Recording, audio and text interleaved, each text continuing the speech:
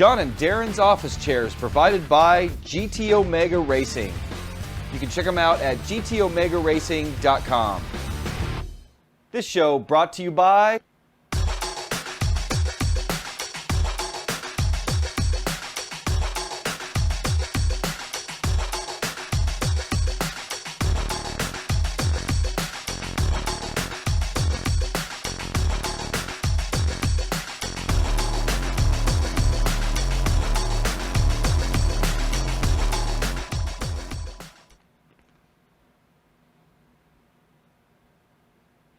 Welcome to This Week Inside Sim Racing, January 13th edition. I'm Darin Ganji, and alongside me here is John Sable. And this is fully live, by the way. Yes. Nothing pre-recorded. I'm back. Great to be back with you guys live, and I'm going to try to ignore chat because as much as I love to watch it, I can't do that. Anyway, on today's show, we're going to announce a Thrustmaster TX Racing Leather Edition package and a way that you can win it. If you're a member of our forum, you may have already received notification on how to do that. But anyway, we're going to tell you how to do that here on the show. Going to talk about a bunch of rFactor 2 updates that took place fairly recently. Going to talk about the EnduRacers Endurance Series car list, Project Cars preview of the StanceWorks track expansion. Going to talk about Live for Speed and the new Rockingham track and how it's now finally in S3. Yeah, we had a couple people ask last week, why don't you talk about Live for Speed? So we're going to go back and talk about that from about a month ago. Yep. I reached out to Renato at Rizza about Automobilista. There was some questions about what we talked about last week, whether or not it's using the rFactor 2 engine or the rFactor 1. Going to talk about Assetto Corsa and issues that you could have if you're running virus protection. Yes. We figured out a little... first-hand experience. Yeah. Going to talk about a poll regarding virus protection, and then we're going to talk about some things that we've been doing here in the studio shop, whatever you want to call it. Man cave. Yeah. Race cave. So anyway, first up, let's talk about the TX contest. Let's get that out of the way. So Thrustmaster is going to be giving away a TX Leather Edition set. So that includes the TX base, the leather TM28 rim, and the T3PA pedals. That's compatible with the Xbox One and the PC. And you're going to have to win that package. Anybody in the world can win this. Yes. It's going to be shipped directly from Thrustmaster. So this isn't just limited to US or Euro. This is open to anybody. And the way that you can win is you have to answer 3 questions. And the first question is, Thrustmaster has 5 force feedback racing wheels that work on the PS3, PS4, and Xbox One. Name at least 3 of them. Question number 2 is, what is the car make and model that won the GTE AM division in the 2015 24 Hours of Le Mans? And name at least 1 racing title on the Xbox One that is compatible with the Thrustmaster TX. So deadline for that entry is January 31st, 2016. The person that has answered all three questions correctly, that was a tongue twister. Easy for you to say. Yeah. Will be chosen at random and notified via email and announced on the February 3rd edition of This Week Inside Sim Racing. So we'll announce your name, if we have your name, live here on the show. And the way to enter is email us at contest@insidesimracing.tv. So if you didn't get all that, we're going to have it available in our forums and social media, Facebook and Twitter. As a matter of fact, I'm going to pin it. And actually, I'll pin it probably on our forums, in the Thrustmaster section, and then I'll pin it on our Facebook page, or you can rewind and get all those questions. So anyway, you got to answer those questions correctly. We will then pick somebody at random of the people that answered correctly, and then email you if you won, and we'll announce your name here on the show, like I said. Yeah. It's a cool package. It is. It's a cool package, and yeah, those questions shouldn't be too hard. No. We've already got, I mentioned earlier that we basically did an email blast through our forum. 19,000 people we reached, plus.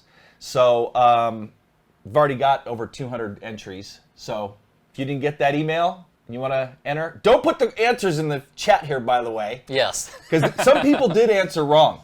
Oh, really? Oh, yeah. We've got a few people that, on the 3 wheels, some people answered like with the rims. Like they mentioned like the F1, and we'll let that go. Yeah.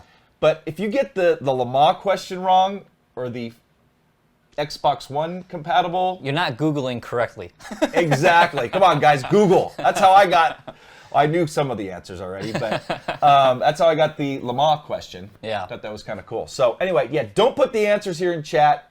Don't share them, because otherwise you're giving other people an opportunity to potentially win and taking potentially a chance away from yourself. So what do we got next, John? Next up, talking rFactor 2 updates, and a huge update was released last week, and this is just going to be a slideshow of a whole bunch of the greatest hits of the updates, but pretty much they came out with a few more ovals. Right here, this is essentially Auto Club Speedway in Southern California. They name it Apple Valley Speedway since, of course, there's no officially, easy for me to say, licensed tracks in terms of these ovals. And then there's Northside International Raceway, which is kind of the pseudo version of Virginia International Raceway that, again, the stock cars run on here in the U.S. Richmond, yes. You said Virginia. Oh, Richmond, yeah. I was like, what? I got your back. I was in the right state. I was just on the wrong track. So, and then there's also Eagle Creek Speedway, which actually we're seeing pictures here, and this is supposed to be Kentucky Speedway.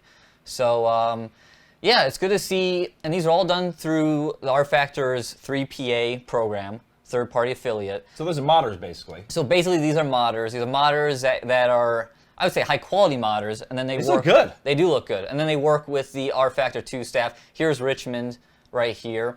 But yeah, so essentially, they're guaranteed high-quality mods, and I do really like that rFactor went this route, because the whole mod compatibility and what's good and what's bad has always been hard, going back to like rFactor 1 days. So to just say like, here's the best, and we're just gonna give it to you. That's good. Is the best way to go. And then, on top of releasing these tracks, they also had a very a little update to the stock cars that you're seeing here. And actually, right here, what we're seeing now is the paint scheme that actually ran in the Phoenix NASCAR race back in November. Yeah, so I remember they tweeted or something about that too when that took place. They sponsored the 32 car of Joey Gates, I want to say. You know what? There was no doubt that the guy was not going to win. Yes. But he did the next best thing. If you're going to sponsor a car, he wrecked. He wrecked right in front of a camera. Yeah, so rFactor 2 got some camera time in a NASCAR event, which was pretty cool. It was. No, you are right about that. It's so funny. And then one last thing, there was a pretty decent update to the DW12 IndyCar, and we'll actually talk a little more about that IndyCar later when I share some of my driving experiences. Cool. So, yeah. Sounds good. Big update. So, last week we talked about Automobilista. Yes. And we got a bunch of questions. I mean, I saw on Virtual R people were talking about it. People may have been talking about it on BSIM. I got some direct questions about this. We mentioned that it was the rFactor 2 engine. Yes. And that is not the case. So I emailed Renato at Ritza, and I'm going to give you exactly what he said here. He says, "Hi, Darin. No, we licensed the ISI Motor 2, pretty much the same code base as RF1, not the ISI Motor 2.5, which is rFactor 2. We're taking the earlier version off in our own tangent and coding our own features, so our dynamic track is not the same as RF2's, for example." Hope that clarifies it for you. So, I guess on one hand, I'm a little disappointed that they didn't get that engine, and maybe ISI wouldn't license it to them, or it was too expensive. But on the flip side of that, these guys are geniuses when it comes to coding. Yeah. So I'm sure they're going to be able to do their own thing. And if you really think about it, RF1 or rFactor 1, or RF2, I should say, is based on RF1. Yes. So I'm sure a lot of they didn't start from scratch on coding RF2. Yeah. A lot of things from rFactor 1 came over into rFactor 2. So I would imagine that the guys at RITSA for Automobilista are going to be able to do some of the same updates, and they're going to be just as good or maybe even better. Yeah, and from where I thought it was going to be, they were essentially getting the new rFactor 2, or as we see here, the ISI motor 2.5, was from, we started seeing these images and videos from RISA showing like the flat spotting of tires and the buildup of marbles on the track and stuff like that. And that was all stuff that, correct me if I'm wrong, I don't remember was in rFactor 1. If it was in rFactor 1, it was some plugin or mod that somebody did that I'm not familiar with. Yeah, so all those features showed up in rFactor 2, so that's where we were thinking, or specifically I was thinking, that this was the rFactor 2 engine. But like you said, it's an earlier version, and I guess still has the power to do these new features. So it'll be interesting to see, or it would be interesting to know, if we do ever know, what the difference is between what RISA's doing and what rFactor 2 does. Now here's something too that's gonna be interesting in the future. Everybody's talking about, not everybody, but well, actually, a lot of people are talking about going virtual. Yes. Going to VR. Yeah. Virtual reality. Oculus, Vive, whatever it's called. Yeah. Oculus has announced that it's only going to be compatible with DX11. Yes. So that is going to scratch titles like rFactor 2 off the list, Live for Speed, which we're going to talk about here in a minute, which these titles all supported Oculus. Yes. The DK2. So the only ones that are going to be compatible right now are Project Cars, Yep.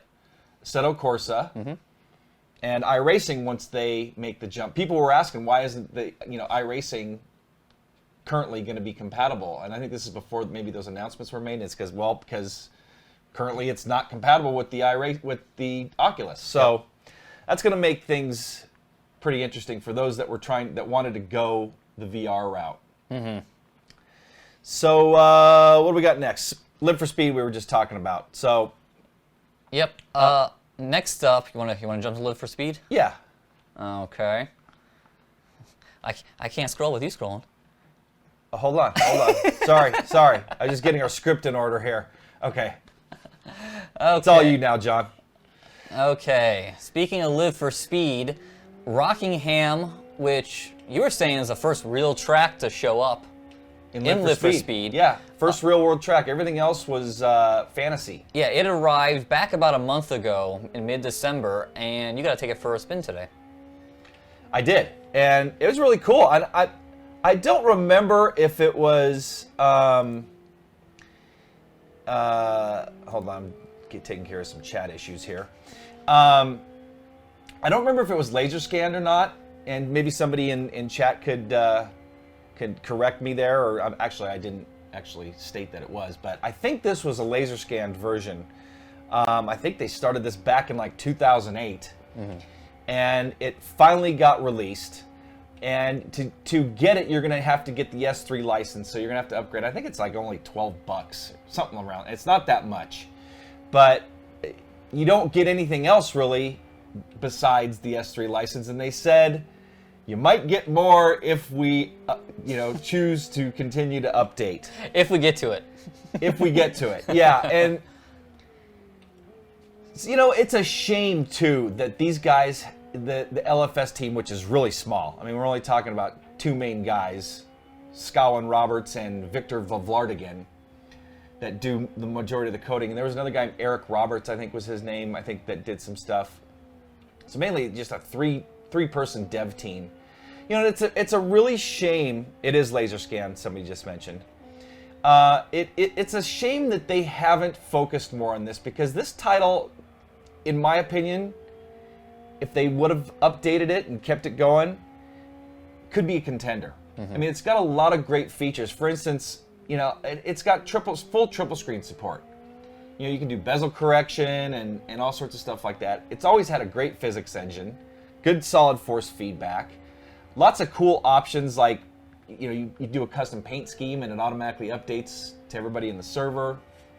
So it's a shame that they didn't stay focused on it, and I don't know what ended up happening with them. I actually asked them if they. Speaking of which, you got to get me your info so I can get you an unlock for that. Yes. You haven't really even driven it. I have not. But anyway, I'm trying to see if we can get Scowen Roberts on the. I think that's his last name, Scowen. Get him on the show to and interview him and talk to Live for Speed and see what happened really, and because it was ahead of its time in a lot of ways, and then it just never got current. Yeah.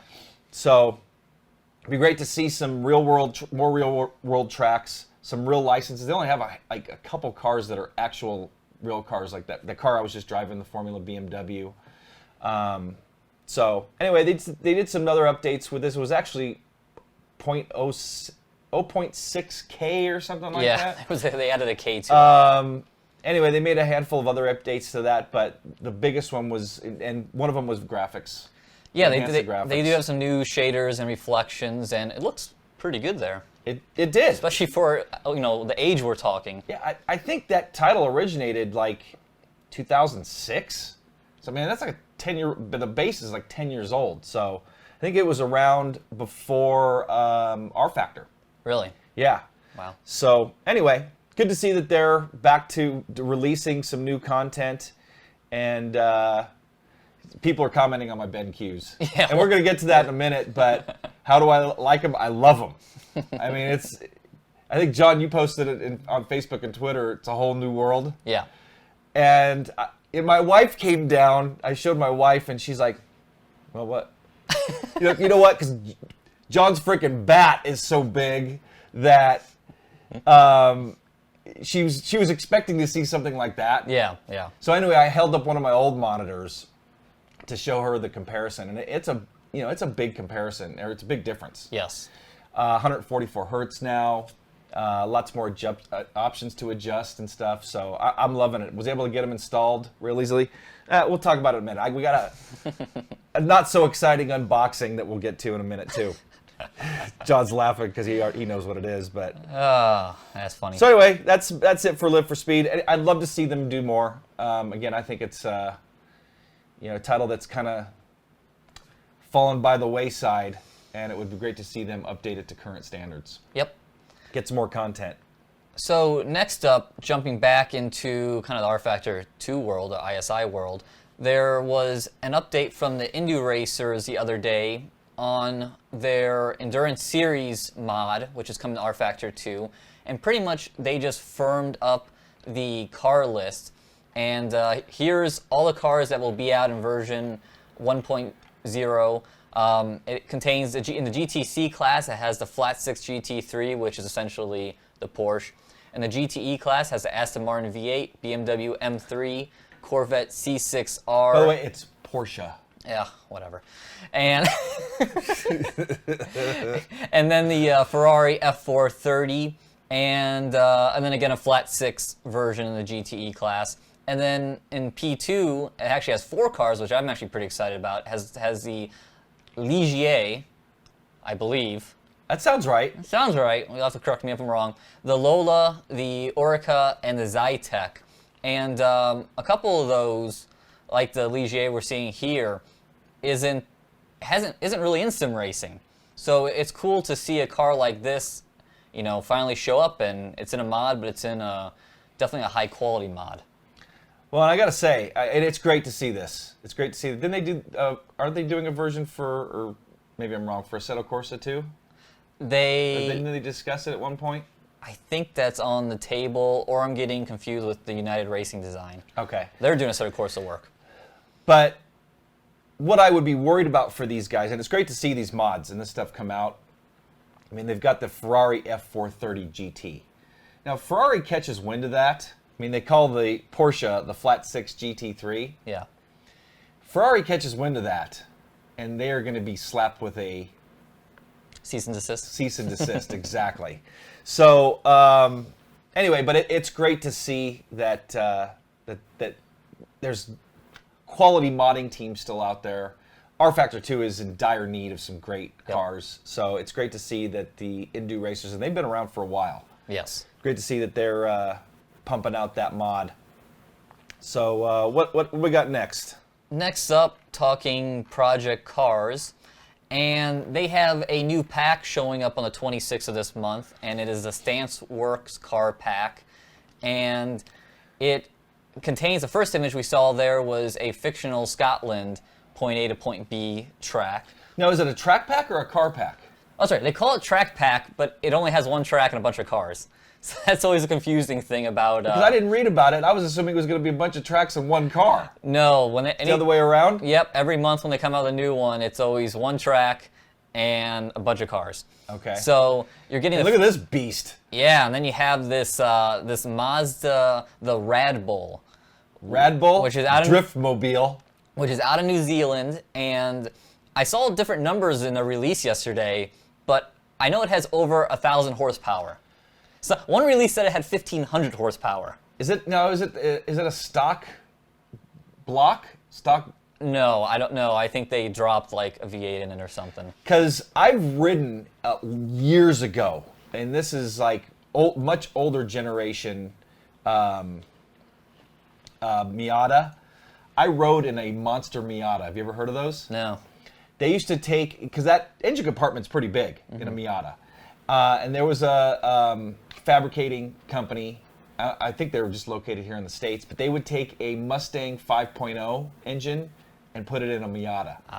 And I used to manage a video game store, and there was a guy that would come in, and we would talk cars, and he's like, yeah, I got a monster Miata. I was like, what the hell is that? And he's like, it's got a V8 in it. And he had it was built like 400 horsepower. I'm like, oh man, you gotta come by and take me for a ride in it. Man, I was scared. That thing was crazy fast.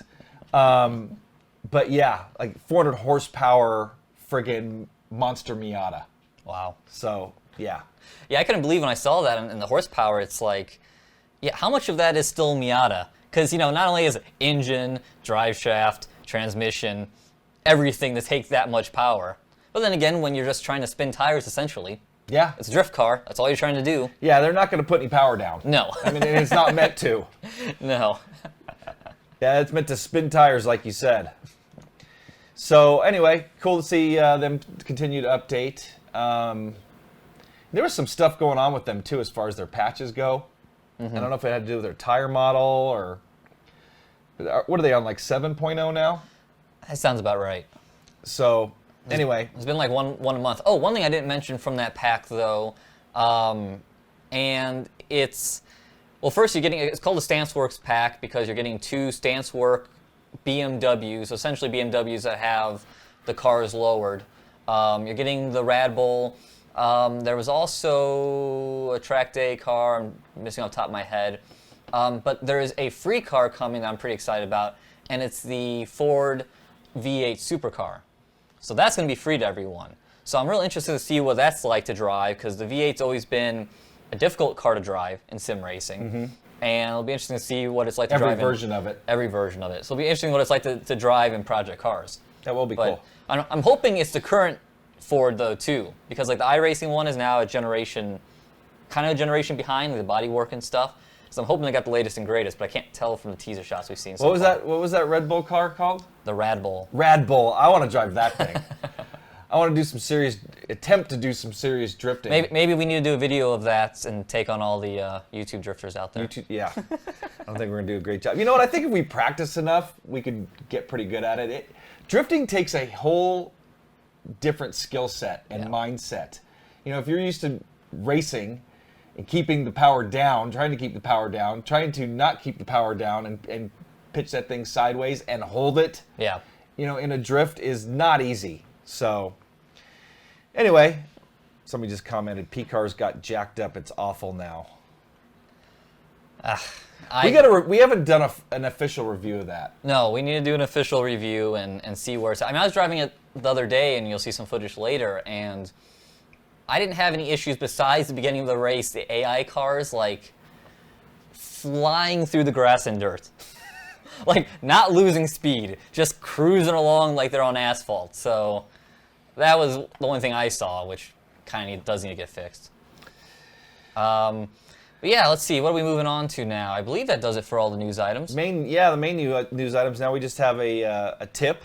A tip, which, yeah, that's right. I was about to blow through that. So, tech tip of the week. And essentially, you guys might have heard. You mentioned it on the show. I feel like I mentioned this before the holiday break, and even afterwards. You did, because I remember some people trying to give you tips. Yeah, and essentially, I couldn't get Assetto Corsa to launch. I would click on it in my Steam library, and it would say that it was running, but that was it. It wouldn't pop up, wouldn't be anything. So I was in there messing around. I uninstalled and reinstalled it, and I was looking at all these tips online about different things to do, trying to get it launched in like 32-bit versus 64 and all that kind of stuff. And eventually, you were kind of like, well, do you run virus protection? Well, no, you know what tipped me off? You had the task manager up. Yeah. And I saw you running AVG virus protection, and I'm like, you're running that virus scanner protection, right? And you said, yeah. And I said, I don't know, maybe try turning it off. So. And I turned it off, and it started right up. So that has led me to, well, first one thing I want to say, Assetto Corsa was the only title that was happening to. And I think everything else was fine. And I think my theory was that since their UI, the initial screen you boot up to, is, from what I understand, it's just like HTML. Yeah. So it's like a website. I think that your virus scanner was saying, no, this is a virus. Yes. And was stopping it from running, which I would think AVG would have kicked up an error saying something. And I mean, it wasn't an issue back pretty much in October, November, or all of last fall. I didn't have any issues with it, so I don't know what changed. I did get a solid state drive, so things got moved over there. Well, you also went to Windows 10. I did go to Windows 10. So did you have AVG before? Yep. Yeah. So maybe it's something to do with the Windows 10 version of it, and yeah. Anyway. So didn't know what happened, but so once we did figure that out, I just followed Darin's lead, because you don't run virus protection, and I just deleted it after I did some more reading online, pretty much saying that Windows Defender these days will take care of 99% of the bad stuff out there, and you're only really in trouble if you really go and do illegal downloads or if you're watching porn. So yeah, it's kind of now I've gone that route, which I like because AVG was always annoying. It slows down startup, and it's using resources. Yep. And I've never run virus protection on my racing machines because I pretty much only use them for gaming or sim racing mainly. I don't even game on them anymore because with the rig setup and stuff, I don't have a tabletop or laptop where I could play with the mouse and keyboard. I guess I've done some gamepad stuff on them, but I don't do any browsing really unless I'm on the iRacing forums or maybe getting a mod from someplace, and I guess that's where I would have to worry about it to an extent. But I'm not downloading that. I'm not downloading that many mods. So anyway, I've never got a virus on any of my race machines. So people are talking about that now. I think Wim just said too that it's been problematic that AVG. Here it is. AVG and Avast can be a little problematic with Steam launches. Yeah, well, that's exactly what was happening. The odd thing was, when I'd first reinstall Assetto Corsa, it would work the very first time I opened it. And then it wouldn't work after that, so it was AVG must have, once it worked the first time and it wrote something in a file or somewhere, it must have saw that and killed it. So slipped in under the radar. Yep. So anyway, based off of that tech tip that we have this week, that leads us into our next poll question. So let me pull it up here. Well, actually, before I pull it up, I'm going to pull up last week's poll question, which was, how many hours a week do you sim race? So let's see the results here. And the results, which is very hard to read from here. I forgot to pull this up on my laptop beforehand. But pretty much the winner was 3 to 5 hours a week, with majority of the votes there. And I don't even see what the number is. What was kind of funny, especially reading the comments, was how many people say that they race over 20 hours a week, which that's impressive. It is. Of course, a lot of that does come down to free time. There's also a lot of people that said if they would race more if they could. So there's last week poll results, and this week's poll is a simple one. Do you use virus protection on your rig? Yes or no?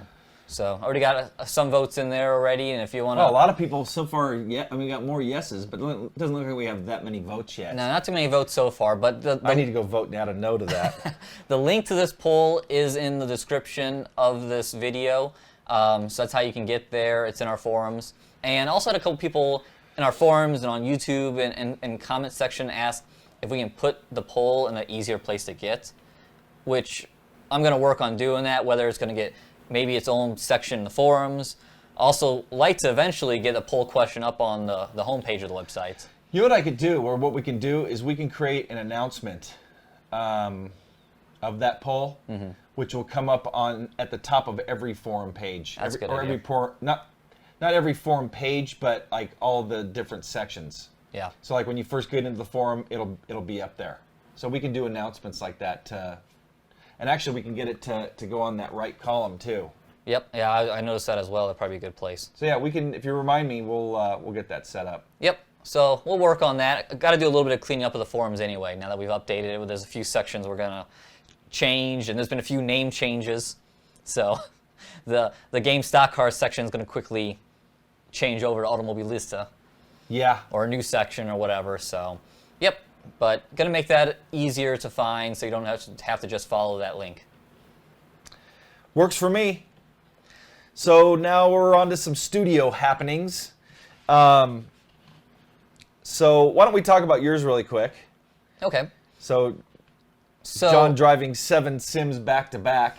Yeah. You were putting a lot of hours into. I was. Into that piece that 2 pieces that you're doing that you're working on. Yeah, so this piggybacked off of what we were talking about on last week's live show, doing the benchmarking for the EVGA GTX 970 FTW Plus graphics card, and try to get it all in there. And then also... For the win! For the win. And then also doing the review on the single BenQ monitor XR3501.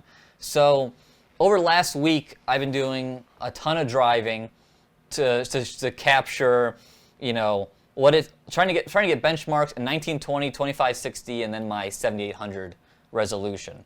So that had me driving a whole bunch of sims, and it's interesting when you drive sims back to back, noticing what's the same and what's different.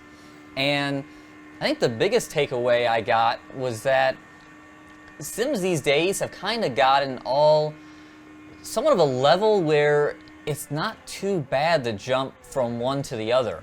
Like, I don't feel like I ever went from, say, Race Room here to an iRacing or to Assetto Corsa and felt like I had to completely change my driving style. Which I guess, ideally, that's the way it should be. It's you know, I know there's a lot of different cars here, but one car shouldn't be so completely, you know, no grip or whatnot. So, and here I got to do a little bit more of rFactor 2 driving the DW12 Indy car at Indianapolis. Something that I'm taking away from this, those are some fancy-ass gloves you got there. Those are fancy gloves. That is the biggest takeaway. That's what I want you guys to see. Hey, you guys stop effing with me. Darin, there's weed behind you. Darin, there's a spider on the wall behind you. Why are people messing with me? I don't know. But, back to this footage. You guys in chat, get us in trouble. And here's interesting. This is a shot of what it looks like in 1920. So that's a pretty big difference going from 2560. Yeah. Man, I'm on a roll, huh? No one runs 1920.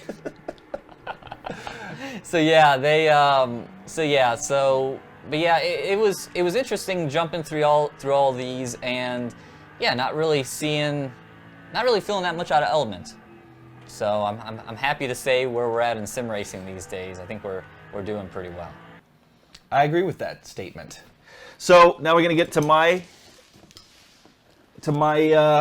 what I've been doing. Yes, your unexciting unboxing. Yeah, this is not a very exciting unboxing, but it just came today, and I figured I'd just unbox it on the show. So people were asking me about my BenQ monitors, which again I love. and they're 2720Zs. Yes. So they're 27-inch. It's an older model, and they're only capable of 1920, 1080 each, but 144 hertz, which is cool. And so I was running DVI D cables originally with a display port to DVI adapter, because my old monitors, my Asus monitors, did not have a display port. So this, don't get too excited, guys, okay? Calm down, just relax. Anyway, I ended up getting a display port cable. I thought we had one, but we didn't.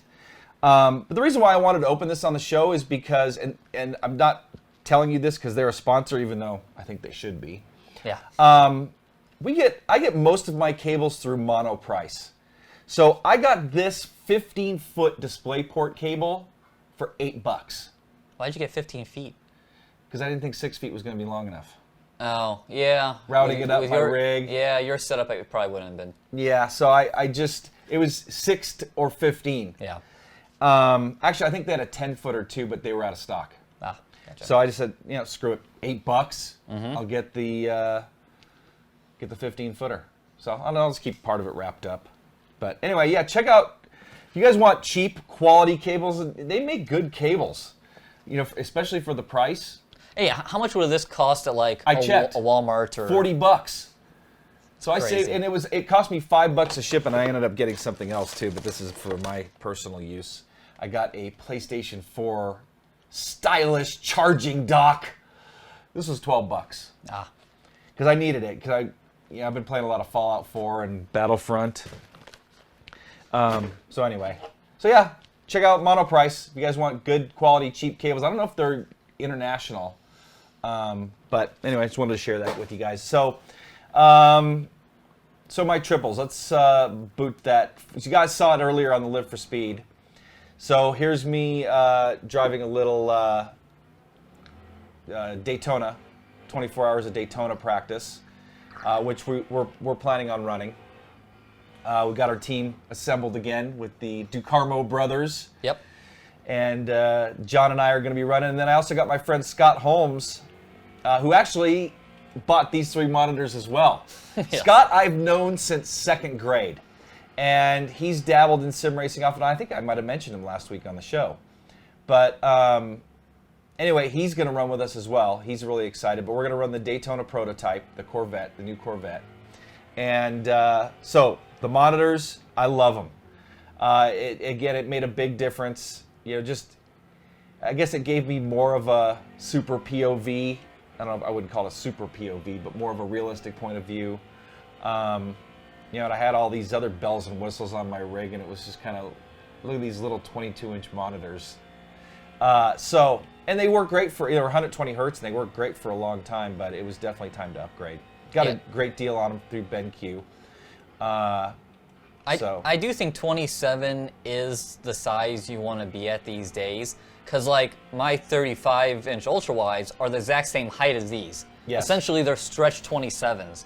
And so, yeah, I think... With a higher res, too. Yeah, higher res because of the stretch, yeah.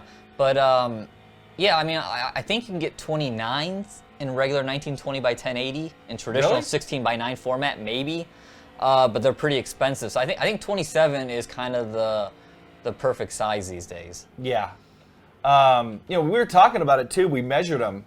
We thought if you wanted to get one of those curved screens and couldn't afford, and you wanted to run triples and you couldn't afford 3, that you could get 2 of these and use the curved monitor in the middle and use these as your 2 side monitors, and you could probably do a 180 degree. I think with the right angle, you could do 180 degrees. Yeah, and I think that's definitely doable. But anyway, yeah, I'm loving it. Again, we're getting ready for the iRacing 24 Hours of Daytona, January 23rd and 24th, right? That's right. It's coming up. Who's running out there? You guys running? I hope so. This is funny. This is the highlight of our highlight show from last year, but we give some over 1,800 people ran last year. 409 teams, 10 splits or races, approximately 230,000 laps turned. I mean, it was definitely the most awesome sim racing experience I've ever had. Yeah, that was a lot of fun. That was our team. There's our team. So that'll be our team again this year, plus your buddy. And which 5 people, that should be very doable over 24 hours. That's going to spread things out for us a little bit. Unfortunately, we're not going to have the same time zone split because you were in Ohio last year. And that's what we were kind of showing there. That was an Excel sheet we made to try to time everything out. Yeah. And yeah, with me in Ohio, I was 3 hours behind the DeCarmo brothers in Brazil, and you were 3 hours behind me. Yeah. So we were spread out perfectly. And I had to put this in here. Gee, thanks, John.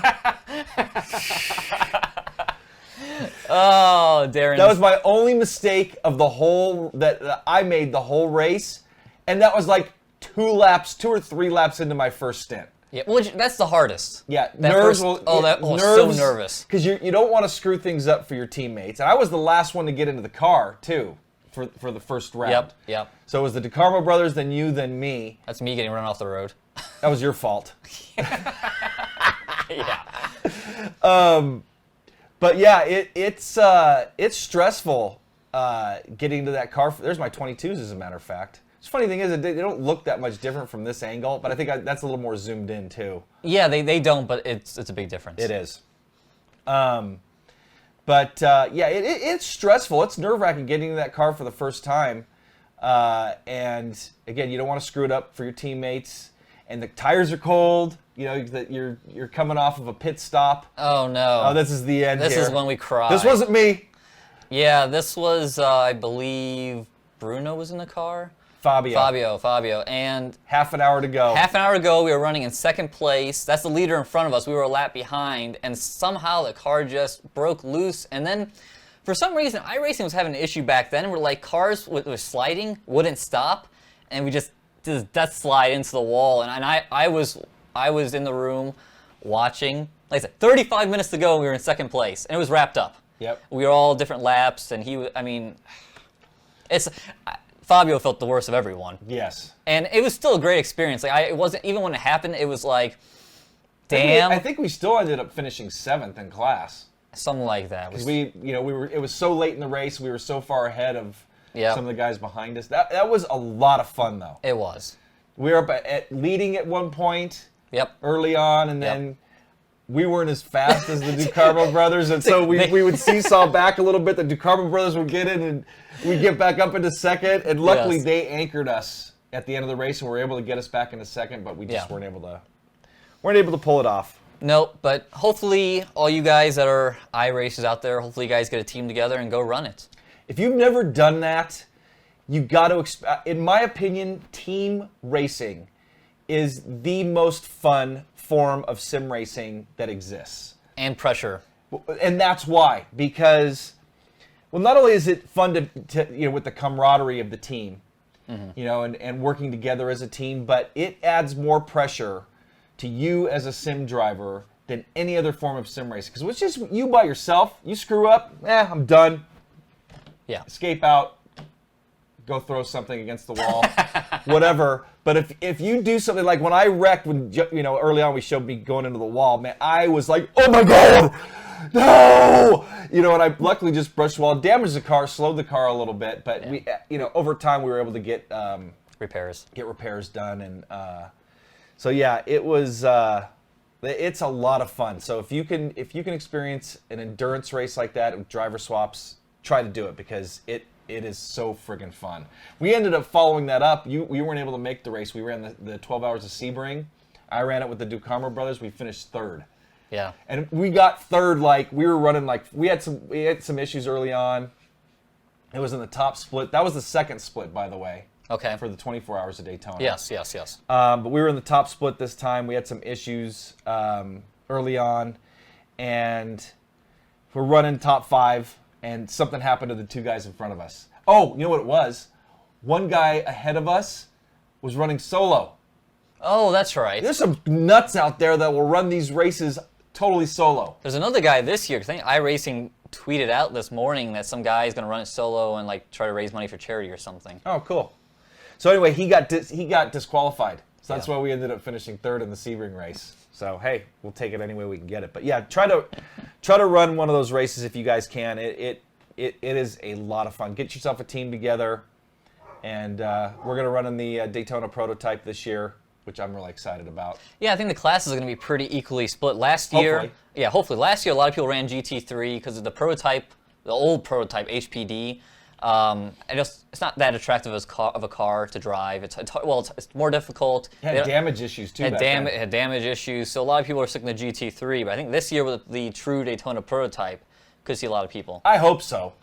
Hey, you guys go run the Daytona prototype so we have some competition. But you know what's cool though is the upper splits should have a fuller field of prototypes. Yes. And most likely the lower splits may not have any. You know, based on that new splitting thing that they did a build or two back. So, anyway, where's Charlie? He's upstairs. You guys might have just heard him bark. So, are we on to? We're on to Q&A. We are on to Q&A. Cool.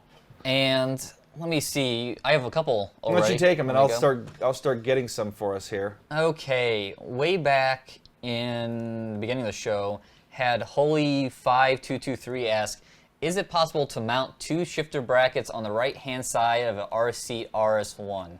Does the tablet holder button box attachment lock in place? I'm directing this towards you because I've never driven the RS1. What'd you say? No, I heard. I was halfway wondering. Yeah, no, I heard you. I saw that question actually too. You know, you could run. I think there's a way to run 2 mounts over there. It's pretty limited as far as what you have to do something custom, I think. So it was asking, can you run a shifter and a handbrake or something? Or 2 shifters? Yeah, can you mount 2 shifter brackets on the right-hand side? So I assume that's a shifter and a handbrake, what they're getting for. Oh, wait, I think he's trying to hold a tablet or a button box. So there's probably a way to do it. Okay. It's been a year since I've had that rig. So is that a square or a round? Round tube. That's round tube. Round tube with flat mounts. So it'll be a tube coming off, and there's like a plate welded, a flat plate welded to it that connects to like a flat spot on the main chassis. Gotcha. Yeah. So I'm getting some questions here. Why don't you? Yeah, I got another one that was just asked, and I think a couple guys were talking about it in the chat. But Formula One fan 1299 asked, do you necessarily need a high-end simulator / setup to serious sim race? Oh, darn it. That was one of the ones I already grabbed. No, you don't. You definitely don't. You definitely don't. I mean, there are plenty of guys who are like alien status out there that race at like a desk. So yep. I know I didn't have a simulator till 2011, and I started back, I want to say 2006. So I went 5 years and through the end of high school and college and all those years of having no money and moving constantly every year, where I just hooked up my Momo Black to the desk. At one time in my freshman year in college, the desk had a really large like edge or lip on it, and I couldn't get the Momo to go all the way to the attachment to get underneath it. So I took a knife and I like carved away at it, and like I got like a sanding block or something, and I pretty much sanded out 2 grooves so I could put my Momo onto the desk and tighten it down. And I'm sure there's been a lot of people that have done that. And when I was back at a desk, I would take casters off of chairs. Yeah. Anyway, bottom line is, the more comfortable that you can be, you know, especially if you're going to do something like we were just talking about, running in an endurance race. Yes. We're running like 1.5 to 2 hour stints each at a time. Yeah. I think you and I ran some doubles in the middle of the night and ran like, I think I ran like, anyway, bottom line is comfort is really important. So if there's any way that you can make yourself comfortable in, you know, that seating position helps. Because I ran at a desk for a long time. And finally built a rig that was similar to the Deathmobile that we did a DIY on many years ago. And it made a huge difference going from a desk to that setup. So, you know, check our forums and our YouTube channel here for DIY stuff. You can build a rig for, if you find a chair, a seat, like a racing seat or even a car seat at the junkyard, through Craigslist, whatever it may be, mount that to something. You have to be handy too. Maybe you have a friend or dad or uncle or brother or somebody that's got the tools. But anyway, you can buy another way to go is buying a wheel stand. You can get a wheel stand and put that up to a desk. Yep. So anyway, yeah, the more comfortable, the better. More for sure. comfortable, and if your pedals aren't running away from you. That was always my thing at a desk, sticking the pedals against the wall. I'd have 2x4s behind, and then having them close enough to you too, so That they're too. not too far away or. Yeah. Yeah. And then you'd be in the middle of a race, and you'd hit the brakes hard, and your pedals would. Oh, they would shift on you, Yeah. and then you're down there kicking it. Oh yeah, good times. Yes, having a simulator or rig, chassis, what have you, is nice to have. So, why don't I take a question now? Okay. Before you steal it. No, I'm just kidding. Well, I blew him up there. I saw that. So, Julian Kuwabara Wag asks, did I have to name, this is for the contest that we talked about at the top of the show, which, by the way, if you guys missed the top of the show, you might want to just go back and watch it, and we're done here. We're giving away a Thrustmaster TX Leather Edition. Thrustmaster is actually, we're conducting the contest. And so you have to answer 3 questions. Don't put the answers here in the chat. But his question was, did I have to name 3 Thrustmaster wheels that work with the Xbox, PS4, PS3, and PC, or just different wheelbases that work on one platform? No, they have to be Thrustmaster, which they have 5 that Yes. work on those bases, maybe even 6. I don't think I included the T100 in that. You got to name 3 Thrustmaster units. I'll give you 1. I'll give you 2. T500 and the T300. So you have to name 3 of those that will work on all of or any of those. Well, actually, none of them work on all those platforms, but that will work on those platforms. So, and we'll give you some leeway if you give us just a PC only version. Yes. So. Circling back around, I saw here Troy Grimm said the rig I built for the 9-year-old cost $150. I saw that on Facebook, and that was pretty much like a wooden rig. So He wanted us to comment on it too. oh yeah, It's cool. it is. Yeah, looks good. Yeah, it did look really good.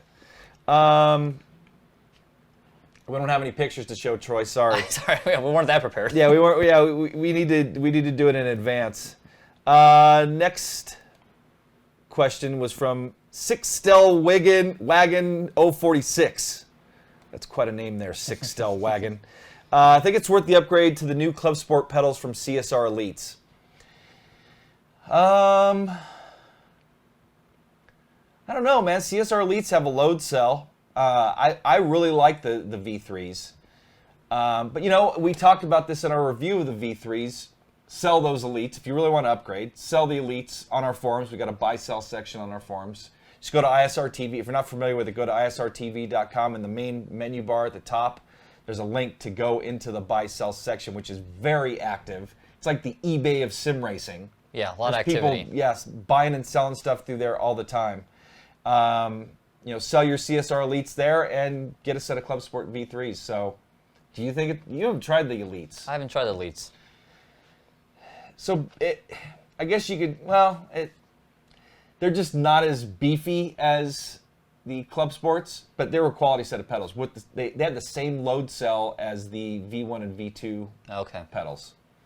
So, Yeah, I could see that kind of being a bit of a tweener, since the V2 I like to feel the V2 a lot.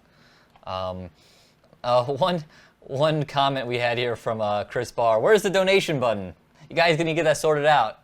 Well, I mean, I guess maybe next week we'll actually look to put a donate button in there. well, didn't they automatically pop up on the gaming? Oh, you It know pops what? up in gaming. We have to enable it. Oh, okay. We know how to. We've seen it there before. We just haven't.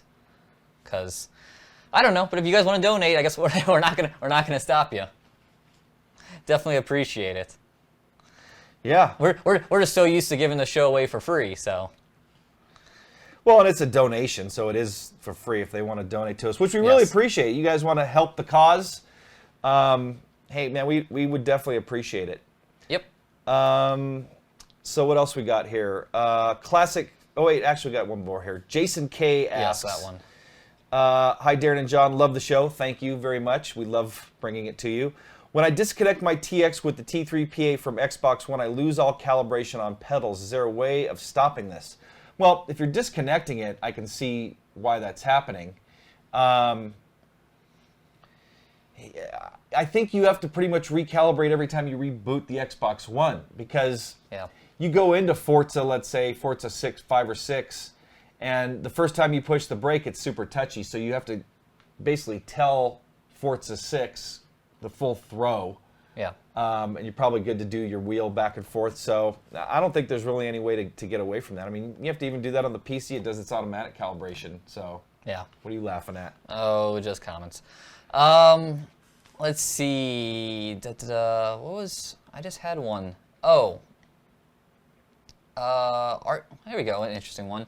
Band W1897. Are you waiting American Truck Simulator? I don't know if that's reviewing. American Truck Simulator. Do you know about that? Yeah, it's by the same guys that did Euro Truck Simulator. Okay, that's right. I'm like, this sounds familiar. I haven't heard anything about it in a while though. I haven't either. I feel like it's been maybe at least a year now. Correct me if I'm wrong. But yeah, I'm looking forward to it. You never tried Euro Truck Simulator? It's fun. I've never done Euro Truck Simulator. It's I mean, there's a lot more to it than just driving. It's managing your freight, and I think you have different locations that you can buy and manage and stuff, and you don't. So if you're driving 1,000 miles, you're not driving 1,000 miles. Yeah. So it's cut down. It's condensed. So it's like 1/10 scale or something like that as far as the distance goes. But it was fun. I have to boot it up. Boot up Euro Truck Simulator. I want to drive that on the AccuForce. Feel what it's like to drive a truck. By the way, I banned Max Headroom, jackass. Anyway, on to some other questions. Classic Fuel. Do you think that the console version of Assetto Corsa will have all the previous DLCs, or will we have to pay for it as well? That's a good question. That's a good question. I was. They're all good questions. Yes, I was thinking that. I kind of feel like part of the reason why they're releasing so much DLC is I feel like Assetto Corsa is really trying to build up the car list for the console, which I don't know. I don't know if I'm on board with that strategy or not. I know if you look at like the Forzas and GTs of the world, lots of cars. But Assetto Corsa is trying to do something a little different, be more simulated. Project Cars, maybe more Project Cars direction, which Project Cars has a good number of cars, but they don't have anywhere near what Forza or GT has. So I'm hoping that the console's gonna release with all the DLC, but it's hard to say. I mean, DLC is big money. I mean, that DLC really keeps developers going throughout the lifespan of a title. I got a feeling that, I'm not sure what you said there because I was grabbing some questions for us, but I got a feeling we're going to see a bunch of that DLC come for the base. Because they're competing, they're going to the console, they're competing with Gran Turismo, Forza, Project Cars, which all have a big base car set. And that's what I was saying, but I wonder, do you think they need to? Yes. Do you? I do. See, I think that they could do something different. But do you think they might lose people if they don't have a huge car list? I do. I think they also need to have some kind of career, quality career mode that goes along with it.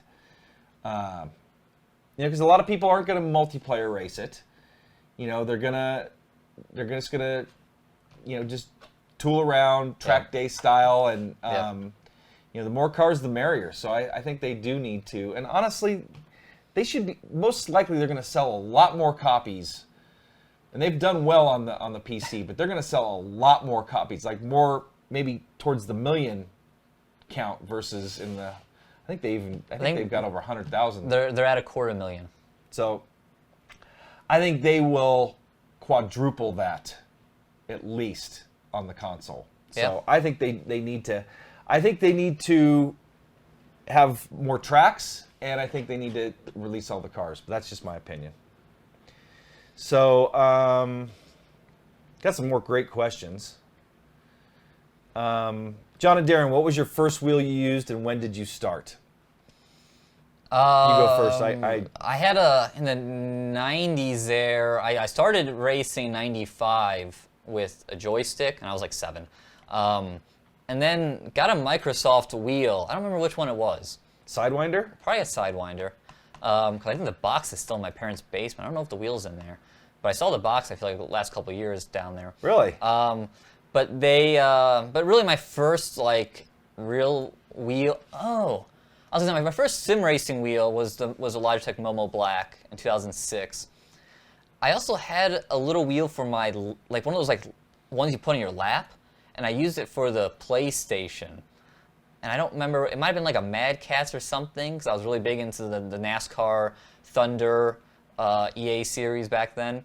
But yeah, so that's a roundabout answer. I don't really know if I have a first one, but I'd say my first sim racing was the Momo Black. My first sim racing wheel, and you guys look this up, because a lot of you are not going to be familiar with this wheel. I think I even talked about it on the show not that long ago. The Thrustmaster T1. So do a search. It had these little roller things for pedals.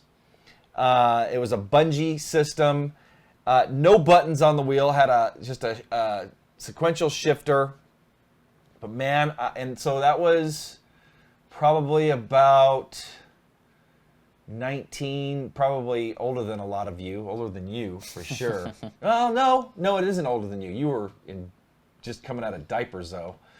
Probably like 1990-ish. Okay. 90, between 90 and so out of diapers for you, but starting to walk and talk and Wait, do all you're that. not supposed to be in diapers until you're 7? Oh, so maybe you were still in diapers. So yeah, early 90s is when I got that wheel. Man, I was stoked.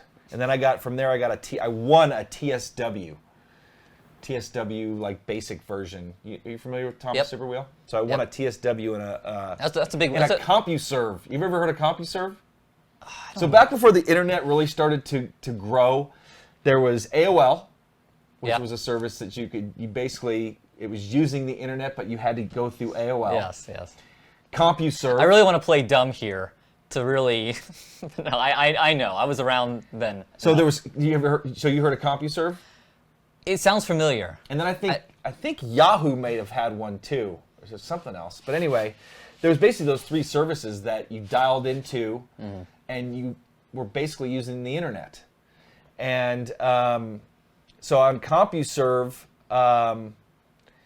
Tony, I got your question. Somebody else asked the same question. But by the way, so CompuServe had different sections for sim racing. They had an IndyCar section for Pirates IndyCar. They had the NASCAR section, and they had a World Circuit Grand Prix section. So we'd all race offline, and there was a way to share our results. I was one of the admins for one of the leagues, the IndyCar league. Anyway, in the NASCAR league, I entered a race, and they gave away like 2 or 3. All you had to do is enter. I didn't even finish the race, but all you had to do is enter, and you could win a TSW, and got an email. You won. I was like, wow. That was a pretty good wheel for the time. It was awesome. That was the shit. Because I remember that wheel was talked about for a long time as because that wasn't force feedback, right?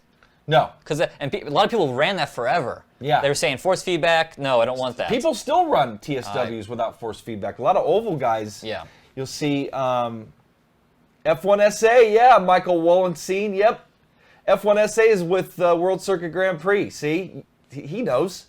ICR ICRA was the league I ran. As a matter of fact, I still have a folder with paperwork that I printed out from that league. Wow. I have it out in the garage. So maybe I'll pull that out one of these Yeah, days. that'd be cool to see on a live show. Yeah. So some more great questions coming. And by the way, sorry guys if we don't get to your questions. You know, if we don't get to your questions, email me, Darin@isrtv.com, and we'll try to add it to next week's show. Because we love getting your questions. We want to, if we miss one, a lot of times it'll scroll by and we may miss it. Yeah, and also if you want to hit us up like on Twitter, ask a question. I know like last week we grabbed a question or two, so there's another way of doing that as well. Yep. Yeah, Wim. Oh boy, feeling old again. Dial-up modem, cassette tapes, vinyl, floppy disks. Oh man, those were the days. So, got some other great questions here. Yeah, you want to go ahead? Yeah, sure. Julian Kuwabara Wag, have you raced in real cars or karts? Neither of us have actually raced Correct. in real vehicles. We've dabbled in some pretty high-end things. So me personally, I've done track days, on my motorcycle and my Camaro. Both road course and drag strip. I drove a Legends car at a little, I think it was like a 3rd mile oval. So if you're familiar with the Legends car in iRacing, I've driven one of those, man, and at 6'4", I barely squeezed. You'd fit perfect in that thing. But I barely squeezed into that. Drove about 50 laps at the oval there one day. I drove a old Formula Ford Skip Barber car at Riverside in a class. And probably one of the most intense things I've driven was a Rotex kart. You know, those things go like 80 miles an hour. Oh, yeah, those are quick. That thing was scary fast. And another thing, being 6'4", trying to stay in that thing, not fun. So anyway, that's my experience. What about you? Yeah, I've done a handful of different karting, different places. And probably the fastest I did was there's a place down in the eastern side of Dallas, Texas that has karts that go about 60 miles an hour. So did that. One time went to VIR. I was trying to say earlier, Virginia International Raceway, and they have a little kart track there alongside the actual racetrack. And me and a bunch of guys from work and their other friends and stuff went there, and we all raced each other, and they weren't the fastest, but it was a fun little track, and we were... Some of those indoor places, I went to high school with a guy and his wife that opened a place called MB2. Okay, heard of down that. in Southern California, and they're starting to grow, man. They have a few in Southern California. Matter of fact, I'm watching the show Modern Family last night. Mm-hmm. They were at MB2. I see it anytime you see some indoor stuff. A lot of time because a lot of filming takes place in Southern California. Yeah, they use MB2. So those are, they're electric karts. Yeah. And when I first heard that electric, I was like, but those things are pretty. It takes a little bit for them to spool up. Yeah. They're quick, and it's a lot of fun to do stuff like that. Yeah, there's a karting place in Cincinnati, not far from. I'm from Ohio, and those indoor. That's the only time I've ever done indoor karting. Indoor karting is a lot of fun because the tight tracks, you get a good sense of speed. Car-wise, the only real thing I did was I did the Mario Andretti driving experience, where you drive a open wheel IndyCar style car around. I drove it around Charlotte Motor Speedway, and it was maxed out about 160 miles an hour. But that was fun. That was cool to feel the G-forces, especially when they didn't have me tight at all in there. They were sticking phone books behind me to get me up to the pedals. But it was fun. This guy, Ice is hard 989. Rotex is slow. Try a KZ2 shifter cart, then you'll be complaining. Well, I do want to do a shifter cart really bad because those fly. Oh yeah, no doubt a shifter cart's gonna be fast. The hard thing is I didn't have the option to drive a shifter cart. Yeah, because the shifter carts you can't. I don't think you can go anywhere and rent, for an hour or whatever, a shifter cart. No, and this was that. Where we were, it was with Chris Considine of CXC. Okay, yep. Tom Hackey came out, it was Sean Cole, and he took us out for a day at California Speedway. There's basically a kart track outside, in the parking lot. Yeah. That's there full time. And you can race there in their lower end karts, but there was a guy that brings out Rotexes, puts you in driver suits, and he's got, I think I had my own helmet at the time and stuff, but... you get to drive them. Those things were friggin' fast. Sure, they're not as fast as a shifter cart, but fastest kart I've ever driven. A lot faster than any of the MB2s or K1 Speed or any of those. Yeah. I even drove some indoor gas carts in North Carolina, not far from... down in Charlotte? Yes. Yeah. Those are pretty cool. A lot of the big guys race there. Yeah, Rotten Steam, you're not blocked. We're seeing your stuff. Rick Duez asked, isn't Cincinnati in Ohio? It is. I'm from Dayton, Ohio, so I'm just 45 minutes up the road. So, got some more great questions here. Let me grab this one here. Okay. You got one that you can... Yeah, let me read one off my computer here. Naughty Hill asks, hi guys, love your show. Do you know if Project Morpheus / PSVR will be compatible with Project Cars? Don't know now. Really don't know that much about the VR, Project Morpheus from PlayStation or Sony. There hasn't really been a whole lot about it. I assume it will... I like to think that eventually, maybe not for Project Cars, maybe Project Cars 2. I have a feeling, because I believe it's launching this year. This is just the year of VR. I think what would probably be a more likely racing title to get it first is Gran Turismo Sport. But is that due out this year? I don't remember now. Yeah. Okay, I was thinking fall this year. I don't even, maybe even sooner. Yeah, I'll have to go back and look. I don't remember now. They said 2016. Okay. Yeah, you're right. You're right. So I would say that would probably be a more likely place for that to start. And I'm real curious what VR is going to be like run out on a PlayStation. I mean, we saw last week with the announcement of the Rift, and you have to have like a GTX 970 or above, and you have to have 4 USBs, and 3 of them have to be USB 3.0, and you got to have at least an i5 processor. It's like you need a lot to run it. And yeah, they've definitely stepped up the minimum requirements. yeah, so how is VR going to run on a PlayStation 4, which is already stressed enough just running a game, much less running that?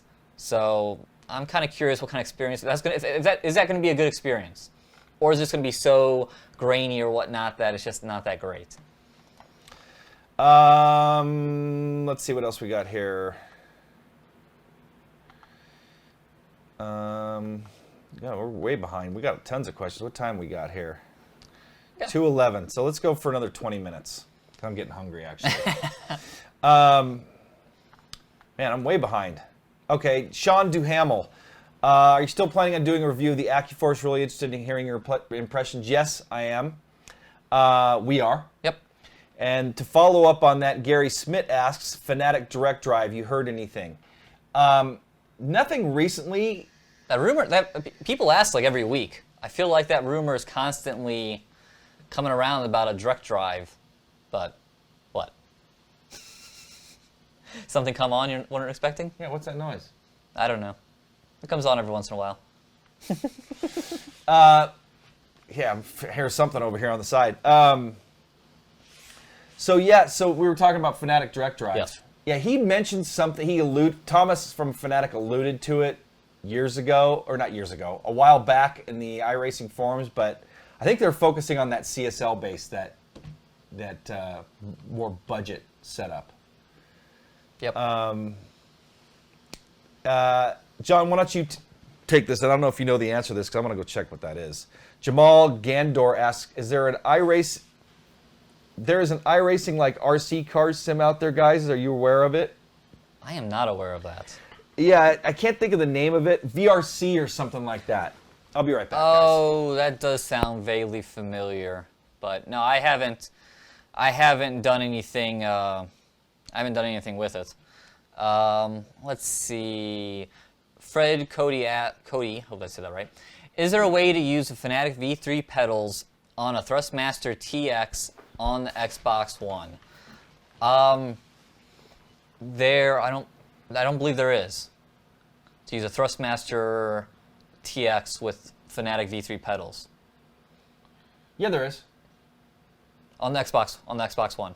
Yeah, with the Basher boards adapter. Oh, is that? Because I know they have the Logitech adapter. No, they have it's the CPX adapter. Okay. So go to basherboards.com, and I know he's had 2 children in the last year or two, and some of his he gets a little behind on stuff. It's that spider, watch out. Actually, it was a water softener. Oh. Like cycling. Anyway, so yeah, go to basherboards.com. He's got an adapter called the CPX, and you can use Fanatic pedals on a Thrustmaster. That again goes back to last week talking about trying to come up with some compatibility chart. There's so many little adapters out there that it's like I can't keep track of them anymore. It is tough. But just pick my brain anytime. Most likely I'll know of one of them. Bone Racer asks, "Hi, you make an awesome job. Thank you. My question: will Race Room ever support real triple screen support?" Great question, and I would love to see them do that. Yeah. Because it's nice to be able to dial things in. VRC Pro, somebody said. That's that RC Pro, or RC Racing title. We did a review of that a long time ago where you actually can connect. I remember that. Yeah, you can connect, what's it, a transmitter. Yeah. An RC transmitter to your PC and race with that. And it was pretty cool. And I know they've done, they've continued to upgrade it and stuff. So I know it's still around. So I will say one thing about Raceroom getting triple screen support, which I want to see, but doing all the driving I was doing the other day and comparing different titles, it became clear that all the DX9 titles definitely struggle when you get racing in traffic. And I think Raceroom, I worry about how well it would run if it truly rendered 3 separate screens. So I think there's some work to be done there. So hopefully they get to like a DirectX 11. yeah. But I mean, I don't know. I haven't heard anything, and that's not an easy process. Nahid Kalam asks, what wheel is recommended for beginners? And I saw some people answered you, and we'll give you our opinion. The Thrustmaster, it depends on which system you're talking about, if you're PC, PS4, PS3, Xbox One. But we definitely recommend going with force feedback. And the Thrustmaster T150 for $200 is a great deal. It definitely does a great job. And then you just kind of have to step up from there, but I'd say that's a great entry-level wheel. The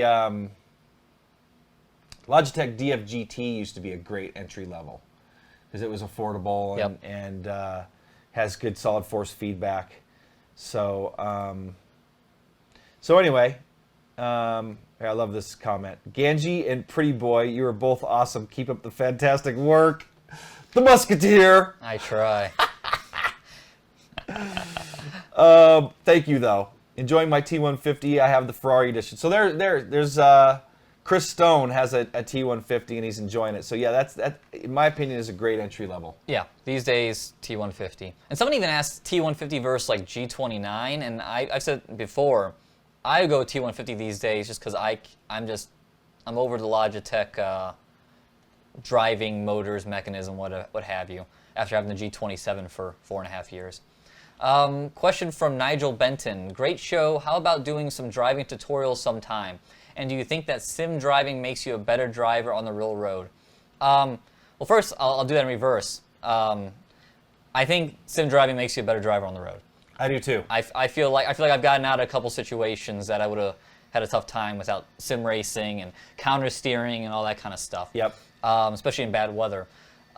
In terms of doing tutorials, maybe. I mean, it's something that it's not an easy thing to do.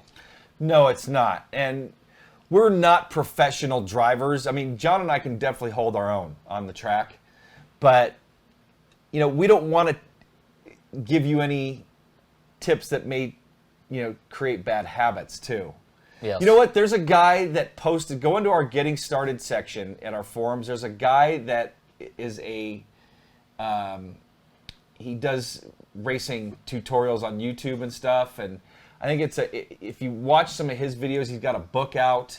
I think that's, I did watch some of them, and he gives some great advice on, on learning to be a better race car driver. So we'd like to, but I think we mainly stick to the hardware tips, how to set up your software, to get the best out of your force feedback, stuff like that. I mean, the biggest thing that's helped me as far as drive faster, and a good example is what we were talking about earlier, us running the 24-hour race last year, is when we were practicing for that race, the brothers, they went and they did a couple, they taped the replays of some of their laps, their fast laps, and sent it to us, and we were able to go in and watch when they were braking. Mm-hmm. See exactly what they were doing, throttle, brake, steering input, and we both shaved a lot of time off our laps. Now, of course, as Darin said, we're kind of starting at a bit of a decent level, but still, that helps tremendously just watching and trying to replicate what fast drivers do.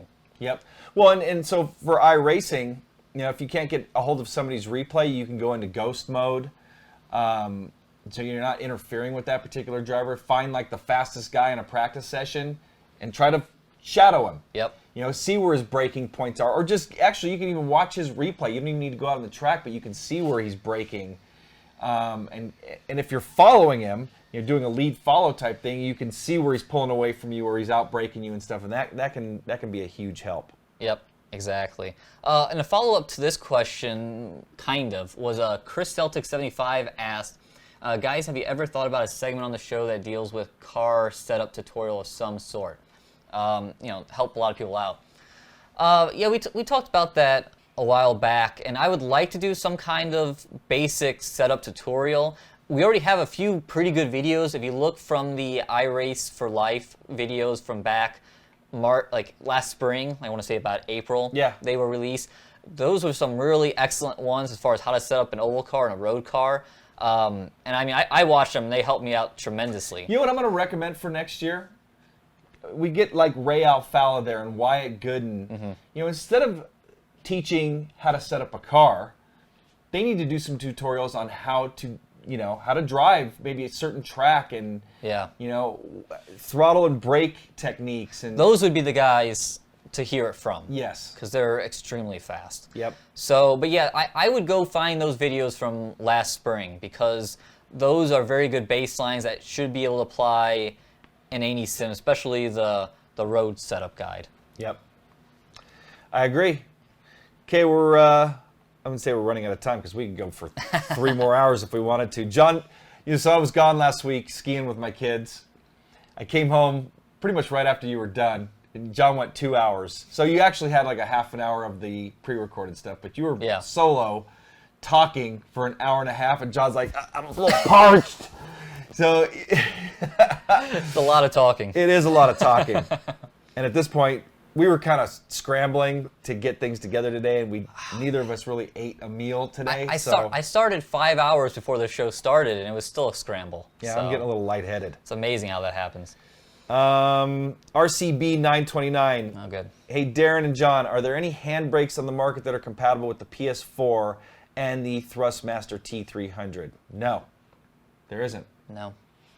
I've seen some guys that have created something where they've basically tapped into the button mapping on a rim and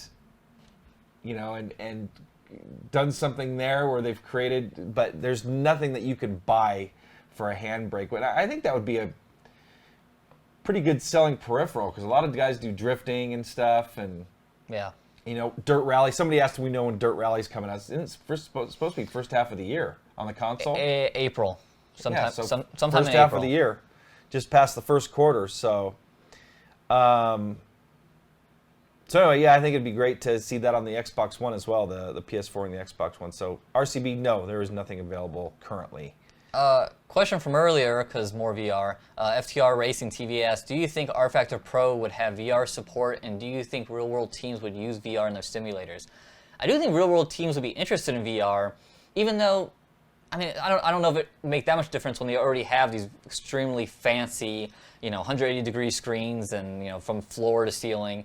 I think they would be interested, but I don't know. I mean, I assume Pro is still back on DirectX 9, and we know Oculus isn't supporting it, and we're not fully sure what HTC is doing with the Vive yet. I think they might support DirectX 9. But yeah, if it's not supported, it's not supported. I mean, there's no way, and these teams will just roll on with what they got. Yep. Yeah, so rFactor Pro is definitely going to be DX9 as of right now. Yeah. Couple things. Jamal Grandor said there's a guy in the iRacing forums who is quick with the Miata, giving lessons for rookies, and everyone is positive about the outcome, so that's great to see. Someone else, Peter Enzor, said, sorry, I can't remember, but there was a guy who did a presentation for over an hour of how he sets up stock cars from scratch. That's on our channel, so do it. David Cater Yes. Is the guy he actually worked with. Ray Alfalla did some of those, and look for the ones, if you're on the road course side, that he did one, Wyatt Gooden did one on our channel. So do a search for Wyatt Gooden or David Cater, or just go back through all of our videos. Actually, you know what? We have a playlist. We do. For iRace for Life videos. If you go to that playlist, those videos are in that playlist. Yes. So here on our channel, so you can check those out. Just Sound asked, this is a great question. What you think about driving performance? If I have a better wheel, am I faster, or is it just a better technique? I think you're more consistent. You can be, yes. But the bottom line is, I saw Landon Harrison at, speaking of iRace for Life, 2 years ago at iRace for Life driving a Microsoft Sidewinder wheel and kicking people's butts. So it really comes down to you getting comfortable and consistent. Consistency is one of the big keys. Yes. But being comfortable and consistent with the equipment that you have. You know, Ray Alfalo won some of his championships running a DFGT wheel, and I think a set of Club Sport pedals. So you don't necessarily need to have a direct drive wheel to be super fast. Now, are you going to get more fidelity out of those? Better force feedback, stuff like that? Yes, absolutely. The more higher end you go, the more you're probably going to feel. But the bottom line is it's practice with what you have. I think it makes it way more enjoyable. It does. When I've gotten on a good wheel, like sit down on Darin's AccuForce here, I just keep driving. I just, it's like, okay, I'll do a couple laps, and before I know it, I'm done 20 laps. So if you, and that's where I was getting to my, wit's end with the G27. I just didn't really want to drive it anymore because I was just tired of filling gears in it. So, but if you find a good wheel, you can. And not that that's a bad wheel. More. No, it's not a bad wheel. It's not a bad wheel. There's a lot of people that still run the G27. Oh, absolutely. Or even the G29, and those are again, you get comfortable with those, and you can be just as fast as it. A lot of it's your skill level. How much talent do you have? You've heard the saying, like, I ran out of talent. Yeah. It doesn't matter. You could, like, I have probably one of the most high-end rigs in all of sim racing, and there's just a point where I run out of talent. Yes. And part of it, I think, is my age. Part of it is, actually, I don't think my age has really caught up to me as far as not being as fast. I think a lot of it for me is just lack of practice, and from being really super familiar with a certain car and track combo. Because then we run with the DeCarmo brothers, and those dudes are just unbelievably fast. Like, I was able to keep up with them when we were practicing for the Indy 500. Yeah. Matter of fact, I was beating them when we first started practicing. Yeah. And then they caught up to me, but we were all within like hundredths of each other. Yep. But then we go on a road course, and those guys with cars they're familiar with, they're just smoking us. Yeah. So, again, there's just a point where you run out of talent. Mm-hmm. You're only going to be as good as you could be. Yeah. I'm never going to be I don't care how much I practice, I'm never going to be as fast as Gregor Hutu or Ray Alfalo or even like a Wyatt Gooden. It's just there's a point where you run out of talent. Yep. And for some people, it just comes more naturally. It does. It's like anything. But, I saw you highlighted this. Avenger said that DX9 is still working with the Rift. They haven't removed it yet. Yeah, well, that must be the DK2. That's the DK2. I'm talking about the consumer, since, DK2 isn't really... CV1, isn't that what it's called? Yeah, because the DK2 isn't really prolific in terms of numbers out there, so... Talking about CV1. Peter Enzer, money doesn't make you fast. I have triples G27 with CSP V3, and I'm nowhere near fast enough to use my hardware to full potential. It's just for fun. And you know what? That's the most important. That's the key at the end of what he just said. You have to have fun. Yes. If you're not having fun, don't get too frustrated with sim racing, especially if you start in iRacing and you're like, oh man, I can't keep up. The great thing about iRacing, for example, is that you'll end up getting into splits with guys of similar skill sets or skill levels. Even if you're racing offline, lower the AI or just drive. Just try to hot lap and just try to keep bettering yourself. The bottom line is you need to have fun. If you're not having fun, you probably need to look for a new hobby. Yep. We get Ben Dexter asked, guys tried voice attack? I don't know what voice attack is. I think it's like a so there was a program a long time ago before button boxes came out, where you have to have a microphone set up, and you can say, and you map, a phrase to a button press. So like, let's iRacing, for example, lap time, and it'll bring up your lap time box. So it'll push, I think F1 is the default key. Gotcha. So I think that's what voice attack is. Sounds interesting. I wonder how well it works. It was funny. There was, again, before button boxes were available, there was guys running that. I ran it for a little while. Yeah. And there was guys that would be in the middle of, driving, and something would happen to me. Shit! And all of a sudden, the pit box would come up. So you have to make sure that you're saying things clearly. Yeah. But yeah, that's probably a great tool, for somebody that can't afford a button box or doesn't want one. That'd be interesting. Or for VR. Or VR, or yeah, I mean, you just don't want to have to go and deal with buttons. That'd be interesting. Yep. So I think we're going to wrap things up, unless you got another question to take, because now I'm getting really hungry, and we've gone an hour and a half. Yeah, no, I think I'm fairly wrapped up. I had a question here, the last one on my computer here, that Steve Parkey asked. Have you guys played Kart Racing Pro? I haven't tried it yet. They've reached out to us, Yeah. and they want to, hopefully we'll get something pre-release for you guys, for us to check out and to show you guys before it comes out. But I've been talking to Zach, I can't think of his last name, but the lead developer on that's been working on that for years. So anyway, we're hoping to have something on that soon. And speaking of coming soon, we've got Sebastian Loeb, however you pronounce it in your country. We have a copy of that. We're going to be doing some pre-release test drives on that. We've got some new iRacing content that's going to be coming, the Mercedes GT3 car, the Audi GT3 car. We'll be doing those pre-release. And there was the Mazda MX-5, the 2016 version of that, Yep. and the Formula Renault 2.0. Yep. So we're going to have those.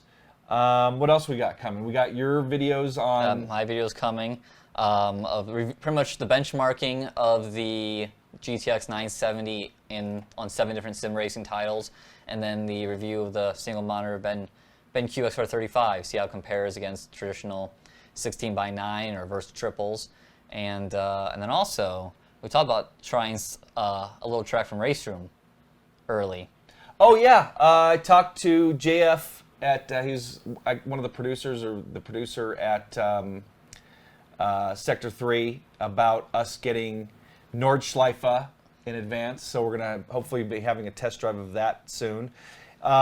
Somebody said Kart Racing Pro is by Paboso. What's the one, Wim, what's the one by that new team? Yes, I've tried Kart Racing Pro. Actually, we did a piece on it a while back, and it got great physics and stuff. But there's another kart racing title that's coming out. Yeah. I can't think of the development team. But anyway, we will be doing someone asked about an AC review of Assetto course. We want to get to that. We want to get to Dirt Rally. And actually we got three rally titles that are going to all be pretty current. Sebastian Loeb, WRC5, and Dirt Rally. Yep. Probably do some kind of comparison there. Kartcraft. Thank you, Wim. That's it. Yeah, so that's the other one that's coming. Oh yeah, so Just Sound was asking, not from Paboso, the Kartcraft thing. Yeah, so yeah, we'll be definitely covering that when it comes out. So, anything else before we go? Nope, I think that wraps it up again. Thanks for watching, and remember, please like. I forgot to say that last week. It makes a difference. And we're getting tons of likes, though. We appreciate your thumbs up. For on these videos. Join us in our forums to chat. If you didn't catch us at the top of the show, we've got a Thrustmaster TX Leather Edition package that we're giving away. Thrustmaster's giving away. We're conducting the contest. We'll have it on our social media and in our forums. So get in on that if you want to win. You have until January 31st to enter, and anywhere in the world. So if you win, you'll be picked at random if you answer the 3 questions correctly, and Thrustmaster will ship you that set free. And we got another one coming next month. Yes. From Thrustmaster. So I'd like to see us do one of those every month. Be kind of cool. It would be Have nice some kind of giveaway. It'd be nice to do more giveaways. I agree. So, like John said, thank you all for joining us. Very much appreciated. Subscribe to us here on YouTube if you haven't yet. We'd appreciate that too. And for John Sable, I'm Darin Ganji. Thanks for watching. We'll see you guys next time.